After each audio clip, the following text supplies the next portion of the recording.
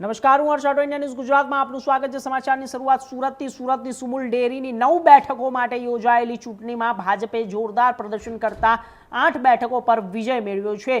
જ્યારે મહુવા બેઠક પર પૂર્વ ચેરમેન માનસી પટેલ સમર્થિત અપક્ષ ઉમેદવાર ધનંજય પટેલે જીત નોંધાવી છે અને આ પરિણામ સાથે 16માંથી 15 બેઠકો ભાજપ અને 1 બેઠક અપક્ષના ફાળે ગઈ છે। ચૂંટણીમાં મહુવા બેઠક પર ભાજપના જીગર નાયકને પરાજયનો સામનો કરવો પડ્યો હતો, જ્યારે નિઝર બેઠક પર કોંગ્રેસના ભરત સુદામા પટેલ અને જ્યારે માત્ર વ્યારા બેઠક પર કોંગ્રેસના ઉમેદવાર સિદ્ધાર્થ અમરસિંહ ચૌધરી પણ માત્ર 2 મતથી પરાજય મળ્યો હતો। આમ કોંગ્રેસને 2 બેઠકો ખૂબ જ ઓછા મતથી અંતરથી ગુમાવી સુમુલ ડેરીના સ્થાપનાના 75મા વર્ષે કોંગ્રેસે એક પણ બેઠક જીતી શકી નથી અને ડેરી કોંગ્રેસ મુક્ત બની છે।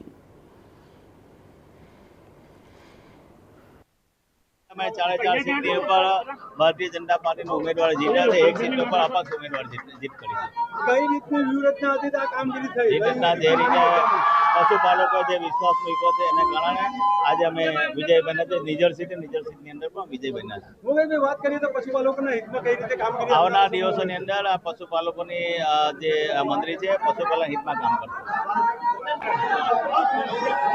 આ સંદીપભાઈ કેવા પ્રકારની ઉજવણી થઈ રહી છે વિજય ઉત્સવ? સુમુલ ડેરીની ચૂંટણીની અંદર 16માંથી 7 બેઠક બિનહરીપટી। આજે જ્યારે મતગણતરી છે ત્યારે લગભગ ભારતીય જનતા પાર્ટીના તમામ ઉમેદવારો જીતી રહ્યા છે। એ જોતા મને લાગે છે કે 100% ભારતીય જનતા પાર્ટીનો વોટ બેસવાનું છે, એમાં કોઈ શંકાના સ્થાન નથી। હવે જવાબદારી પશુપાલકો માટે વધી ગઈ છે। તમે જે રીતે ચૂંટણી જીત્યા આખી પેનલો તો કઈ રીતે કામગીરી રહેશે? સરકાર ભારતીય જનતા પાર્ટીની છે, કેન્દ્ર સરકાર ભારતીય જનતા પાર્ટીની છે।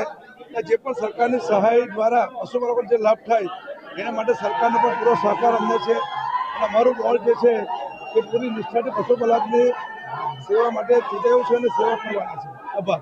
ચૌધરી રેસાભાઈ ચૌધરી માંડવી બેઠક।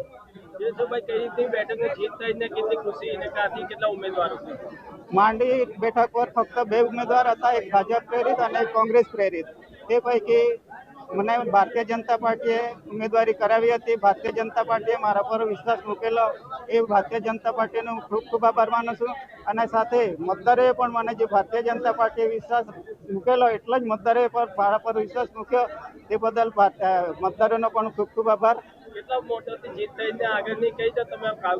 આગળમાં મારી 3જી ટર્મ છે। જે રીતે સંકળાયેલો છું પશુપાલકો સાથે, હંમેશા પશુપાલકોનું હિત જોઉં છું। આ વખતે પણ પશુપાલકો સાથે જ રહીશ અને જે કંઈ તકલીફો હશે એ દૂર કરવાના પ્રયત્ન કરીશ।